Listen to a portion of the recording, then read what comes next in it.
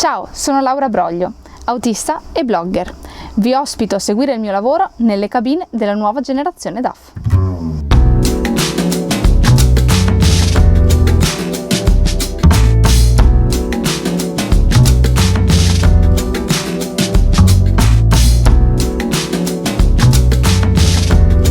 Uno dei problemi ingenti del trasporto ovviamente è il dove sostare, perché quando si fa linea, che magari si fa anche tutta la settimana fuori, trovare non solo lo stallo sicuro per il mezzo ma anche per la persona è davvero complicato. Teniamo presente che le aree di sosta sono molto piccole, quindi non hanno spazi sufficienti né per le macchine, quindi ancora meno per il camion, ed è facilissimo che alle 18 o già alle 5:30 in realtà siano completamente piene.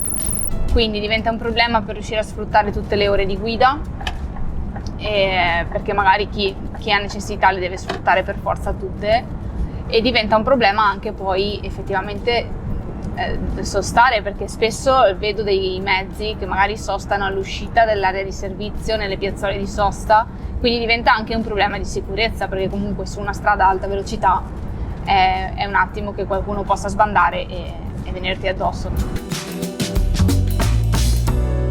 Non trovare posto diventa un problema non solo per la sosta lunga, quindi quella della giornaliera, praticamente 9-11 ore, ma anche semplicemente per fare l'interruzione di guida delle 45.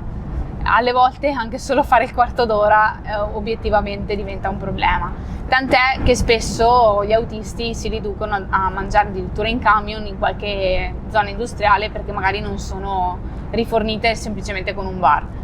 Il problema di questo è che poi a lungo andare ti manca il momento di socialità, che magari puoi incontrare in un ristorante, in un'area di servizio, qualche collega che conosci e ritrovarti. 2, anche semplicemente uscire dalla propria cabina, perché ritrovarsi anche a mangiare in cabina, oltre che dormire e lavorare tutto il giorno, diventa veramente pesante. È uno stress non solo fisico ma anche psicologico in questo caso.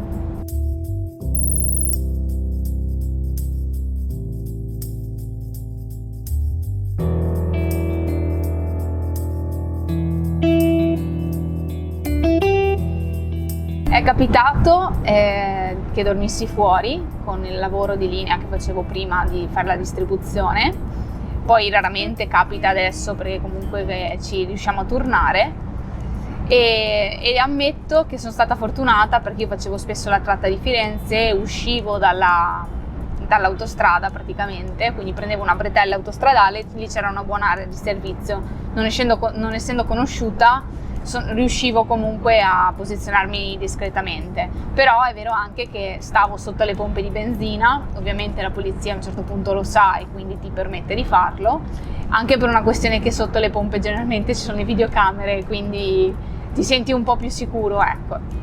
E ecco, con questo veicolo avrei le telecamere incorporate, perché ovviamente le ho al posto degli specchi, e possono fare anche il controllo notturno in caso di rumore, eccetera. Quindi diciamo che da questo punto di vista le telecamere sono una cosa in più che non fa male, soprattutto per chi dorme fuori. E se no, le notti più belle le facevo in traghetto, quando facevo la Sardegna, perché avevo la mia stanza, la mia doccia, poi c'era il servizio ristorante, quindi insomma i miei colleghi maschi facevano un po' più fatica perché li accorpavano nelle cuccette. Io invece per fortuna avevo la cuccetta da sola e quindi risultava essere la notte più comoda, nonostante quello che succede insomma purtroppo nei traghetti, che sono anche quelli sempre molto pieni.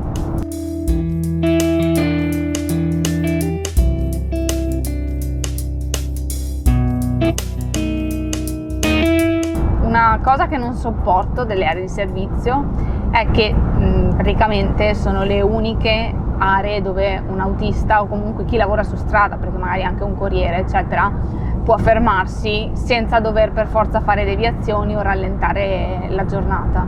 Il problema è che al di là dei costi esagerati per riuscire ad avere un pasto più o meno decente nelle aree di servizio, è che i bagni non sono quasi mai puliti, soprattutto d'estate quando c'è un grande afflusso, e che spesso le docce, se ci sono in condizioni indecenti, e altrimenti magari alle volte le chiudono, quindi è come se non ci fossero.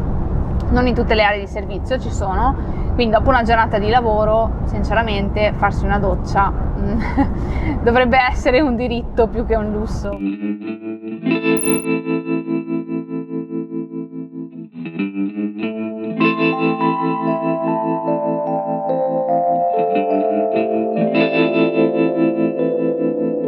Ho sistemato il veicolo, come a casa ho tutti i miei rituali, per cui prima sistemo il veicolo, poi con calma scendo, vado a lavarmi, mi preparo per la notte. Prima di dormire mi piace sempre leggere un po', che io sia in camion o a casa. E adesso ho preparato lo schienale per la lettura, faccio 10 minuti e poi mi metto a dormire. E sono certa che con XG Plus dormirò benissimo.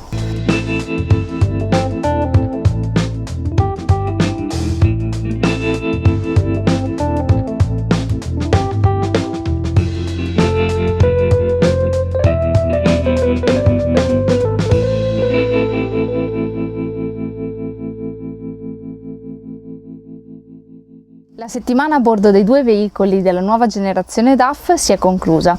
Abbiamo provato a presentarveli nel contesto del mio lavoro quotidiano. Vi aspetto al prossimo veicolo per questa nuova serie di K44.